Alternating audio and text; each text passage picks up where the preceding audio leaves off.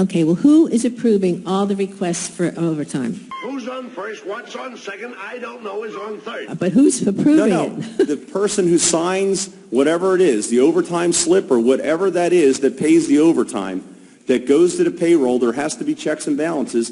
I don't know if it's Mr. Howard. I don't know if it's Ms. Blumenthal. I don't know if it's a payroll person. I can't read this. But who actually is the ultimate approval? Right now? The final approval. The captains. No, before it goes to payroll.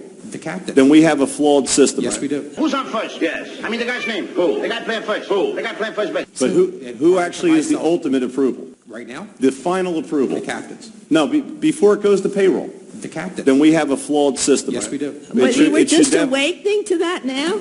Just finding that out?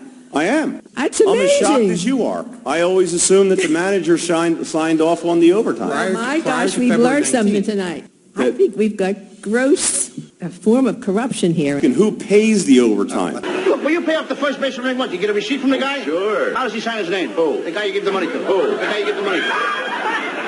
Well, that's how he signs it. That's how who signs it? Yes. Who tell me? Well, it's the same thing. No, it's not. The ultimate sign-off has to be the person who pays the overtime. The manager and payroll has no sign-off on overtime. The captains have taken upon themselves as of February 19th to authorize it and then approve it. Okay? And then notify me of that. And Because they're saying that the arbiter's ruling says they're allowed to do that. well, that's fine. Someone puts in for overtime. After that piece of paper leaves that office, where does it go? To the personnel director. Okay, and what does the personnel director do with it? Takes that information and keys it into the system. Then we have a major flaw. It should be signed off by the city manager. The department head is the authorizer of the overtime. Well, it's a flawed system. Maybe that's part of the problem with the overtime. And that is if that kind of overtime is put in, the final person to sign off on that ought to be the city manager. I think this goes to the heart of what Councilman Picardi said, that there's abuse. But there's got to be more oversight. I think we need an investigation of the overtime and comp time within that department.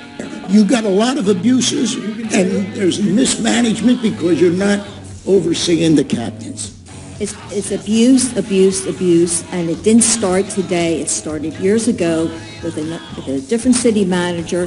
When a fireman can come in and make $1,900 for one day, to me that's abuse.